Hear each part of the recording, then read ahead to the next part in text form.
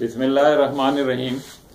باتیں میڈیا کی کے 27ویں پروگرام کے ساتھ حاضر ہیں، اور یہ آج دوسری کتاب ہے جس کا آپ کے سامنے تعارف پیش کیا جا رہا ہے۔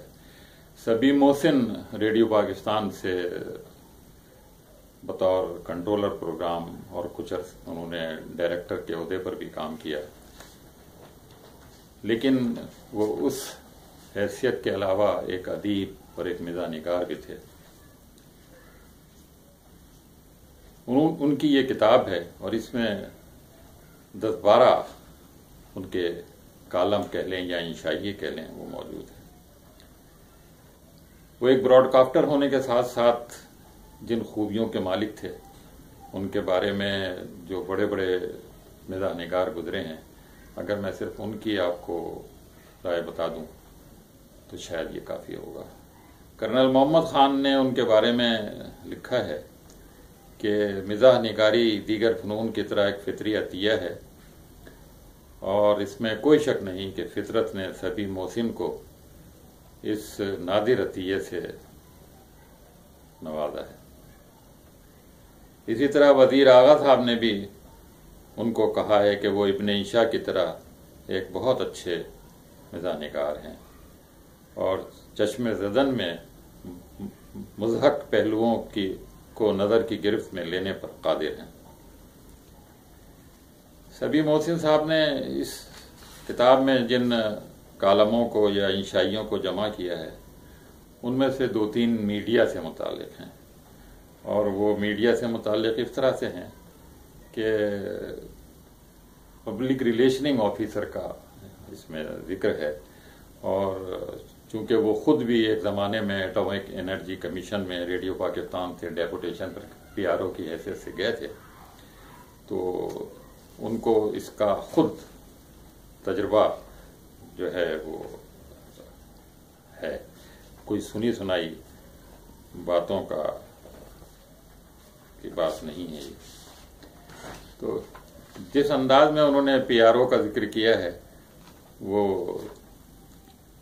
بہت ہی دلچسپ ہے اور سننے کے قابل ہے۔ میں آپ کو اس میں سے کچھ پڑھ کے سناتا ہوں۔ نئے زمانے کے نئے تقاضے اور نئے پیشے، ان تقاضوں کے سبب فن درو گوئی نے بھی فروغ پایا ہے اور جلا بھی۔ اس کی مختلف شکلوں کو خوبصورت نام بھی دیے گئے ہیں، مثلاً ڈپلومیسی، سیل مین شپ، خوش اخلاقی اور پبلک ریلیشننگ۔ PRO اس دور کی عجیب و غریب مخلوق ہے۔ اگر ہمیں یہ ڈر نہ ہوتا کہ کہیں آپ اس تحریر کو علی صاحب کا روزنامہ جنگ والا کالم نہ سمجھ لیں تو ہم یہ کہتے کہ PRO کی شخصیت دور حاضر کے مادہ پرست معاشرے کے اس بنیادی رجحان کی مکمل عکاسی کرتی ہے جس کے زیر اثر آدمی اندر سے کچھ ہوتا ہے لیکن نظر کچھ اور ہی آتا ہے۔ ظاہری سجدھج کے علاوہ بات بنانا، ٹالنا، جھوٹی ہمدردی جتانا، یہ وہ شمشیریں ہیں جن سے PRO جہاد زندگانی میں کام لیتا ہے، اور صاحب کیا صفائی سے کام لیتا ہے کہ محسوس تک نہ ہو اور قتل ہو جائیں۔ یہ لکھتے ہیں کہ شروع میں PRO کے عہدے پر صرف خاندانی لوگ ہی رکھے جاتے تھے، یعنی وہ جن کا صاحبان اختیار سے خاندانی تعلق ہوتا تھا، مگر اب بہت سارے دوسرے لوگ بھی رکھے جانے لگے ہیں۔ ایک زمانے میں بگڑا حکیم عطار اور بگڑا شاعر مرثیہ نگار بن جاتا تھا، آج کا بگڑا صحافی PRO بن جاتا ہے۔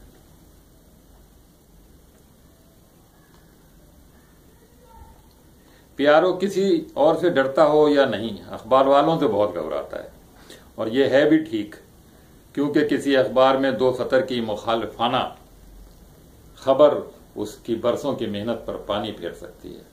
رپورٹروں سے تعلقات استوار رکھنے کے لیے کبھی وہ انہیں تحفے پیش کرتا ہے، کبھی ان کے دورے لگواتا ہے، کبھی چینی ریستوران میں کھانا کھلاتا ہے، لیکن یہ صحافی بھی بڑی بے مروت مخلوق ہیں۔ موقع پاتے ہی ساری نوازشیں اور عنایتیں بھول کر اپنے اخبار میں راز درون خانہ کھولنے بیٹھ جاتے ہیں۔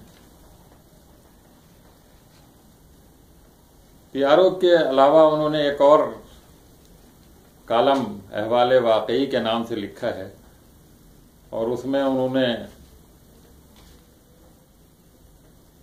کتابوں کی تقریب رونمائی کا مذاق اڑایا ہے، اور یہ صحیح اڑایا ہے۔ اب وہ کہتے ہیں کہ آج کل حالات بدل گئے ہیں، اب نہ شاعروں کو اپنے دیوان کا مسودہ سرہانے رکھ کر سونے کی ضرورت ہے، اور نہ افسانہ نگاروں اور ناول نویسوں کو اپنے شاہکار قلمی نسخوں کی شکل میں سینے سے لگائے پھرنے کی۔ ادب کے فروغ اور کتابوں کی اشاعت کے لیے ایک نیا راستہ نکل آیا ہے۔ کوئی اسے تقریب رونمائی یا چہرہ نمائی کہتا ہے تو کوئی تعارفی تقریب۔ اس تقریب کا لازمی جز ایک کتابچہ ہوتا ہے جسے انگریزی میں سووینیر کہا جاتا ہے، اور اس سووینیر میں بے شمار اشتہارات حاصل کیے جاتے ہیں غلط اور صحیح طریقے سے، اور ساری کمائی اور سارے اخراجات کتاب کے اس سووینیر کے ذریعے نکال لیے جاتے ہیں۔ اب یہ اسپیشلائزیشن کا دور ہے۔ جب تقریب رونمائی کا چلن ہوا تو اس کے لوازمات کی بھی مانگ بڑھنے لگی، اور لوگوں نے اس میں بھی اسپیشلائز کرنا شروع کر دیا۔ ہمارے شہر میں اس قسم کی تقریبات کی صدارت کے کئی اسپیشلسٹ ہیں۔ ان سب میں ایک بات مشترک ہے، وہ سب خاصے کہن سالہ ہیں۔ ان میں سے کچھ کا تعلق تدریس کے شعبے سے رہا ہے، اور کچھ اپنے زمانے کے معروف تنقید نگار ہیں۔ ویسے تو بزرگوں کی اجارہ داری ان تقریبات میں ایک امر مسلمہ ہے، لیکن کبھی کبھی شہر میں کسی اہم کرسی پر کوئی ایسا اعلیٰ سرکاری افسر متمکن ہو جاتا ہے جس کے بارے میں یہ خبر اڑ جاتی ہے کہ حضور پر نور بھی ادب سے کسی نہ کسی نوع کا علاقہ رکھتے ہیں، بس پھر ان بیچارے اسپیشلسٹوں کی کرسی صدارت خطرے میں پڑ جاتی ہے کہ سرکاری افسر کے مقابلے میں بڑے سے بڑا نکتہ شناخت سخن کی صدارت ہیج سمجھی جاتی ہے۔ تقریب رونمائی میں تقریر کرنا بھی اپنی جگہ ایک فن ہے۔ ہمارے شہر میں اس طرح کے اسپیشلسٹوں کی تعداد نصف درجن سے زیادہ ہی ہوگی۔ کچھ تو صاحب کتاب کی تحریروں پر ادبی نقطہ نظر سے ایک نظر ڈالنے میں ید طولہ رکھتے ہیں، اور کچھ مصنف کی شخصیت اور اس سے اپنے ذاتی مراسم کو شگفتہ انداز میں بات کرنے میں بیان کی مہارت رکھتے ہیں۔ اس کے علاوہ آج کل اخبارات میں ایک ادبی صفحہ ضرور ہوتا ہے، پورا صفحہ نہ ہو تو کچھ ادبی کالم ضرور ہوتے ہیں۔ پھر ان کالموں میں ان تقاریب کی تفصیل چھپی ہوتی ہے، اور رپورٹر صاحب جو ہیں وہ اس میں ان کے حق میں لکھنے کے لیے بھی ماشاءاللہ کچھ نہ کچھ ہوگا۔ سب ایسا نہیں کرتے۔ بہرحال وہ یہ ذکر کرتے ہیں کہ ان تقریب رونمائی سے بہتوں کا بھلا ہوتا ہے، مصنف کی کتاب چھپ جاتی ہے، مقررین کو اپنی صلاحیتوں کا مظاہرہ کرنے کا موقع ملتا ہے، اخبارات کے کالموں میں جگہ بھر جاتی ہے۔ نقصان اگر کسی کا ہوتا ہے تو وہ قارئین کرام ہیں۔